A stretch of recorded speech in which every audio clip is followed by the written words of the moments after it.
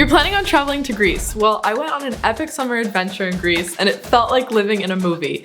In this video, I'm going to share with you everything you need to know for planning your own adventure to Greece, including the Greek islands. Let's go.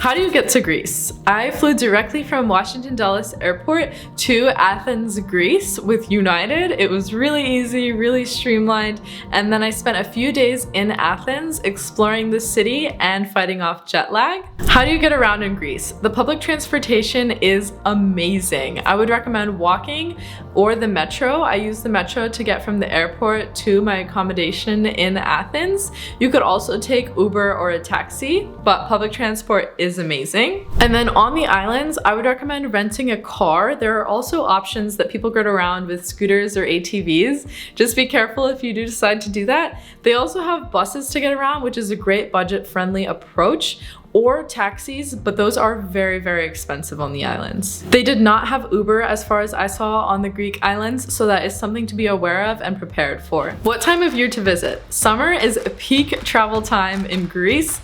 August specifically is the month that all Europeans travel, everyone from everywhere else travels, so August is definitely peak. If you want to go in August, you will have more crowds, more expensive prices, and that's actually exactly when I went. But it's still really, really fun. Something to keep in mind is that Greece is unbelievably hot and dry. Like, I have never experienced heat, dryness, and sun like that before. Sometimes, like throughout the day, like especially in the mid-afternoon, I felt as if my skin was sizzling. Like, you really need your sun protection and sunscreen and just like layers when you go there of sun protection. What did you pack? So like I said in the previous point, sun protection in Greece is a must. Bring your own sunscreen from home, I would recommend. And also, I would strongly recommend good walking shoes, especially in Athens, in the city. In Europe, you're going to be walking around a lot, and so good walking shoes are really, really essential, especially on those cobblestone walkways and paths everywhere. Where should you go? Where are the best spots to see? So first, I'm going to start with the best spots to see in Athens.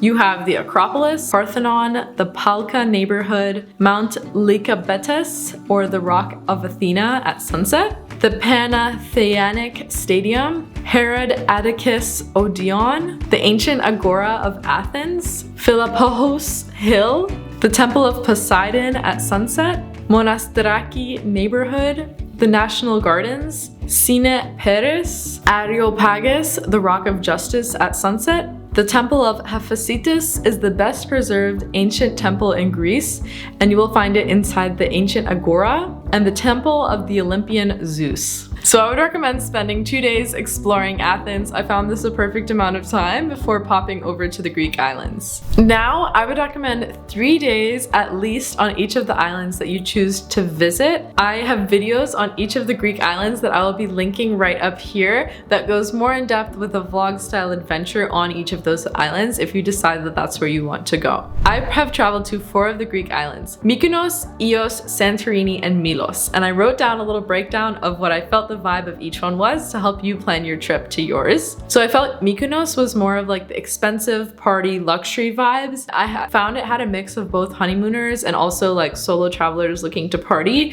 but Mykonos's vibe was definitely more like just upscale luxury party. And then it's fun, and if that's what you're into, then like it is the spot for that. Next, Ios. It was still party vibes, but also cute, picturesque town, nice beaches, more single party vibes on Ios. But yeah, that was the vibe that I found with Ios. Next we have Santorini. Santorini is the one that you feel with the picture perfect. It's the one that's all over Instagram, and if you talk to a lot of the locals, they'll say that Santorini is not Greece. That's not the typical Greece, and it's almost something that I skipped, but my sister went. She was like, you gotta go see it, and I'm really glad I saw it. I did not know that it would have that much of a mountain scale, and the way that the homes are built on the cliff, I think it's just so unique and breathtaking. I did a sunset sailing excursion along the coast and got to look at the cliff from the water, and it's just so breathtaking and beautiful. And like I said, each of my videos has a breakdown of my experiences on each island. And then the last one, Milos. Milos is the best island for nature and adventure lovers. There were a lot of honeymooners on Milos as well. Greece in general was a lot of honeymooner vibes.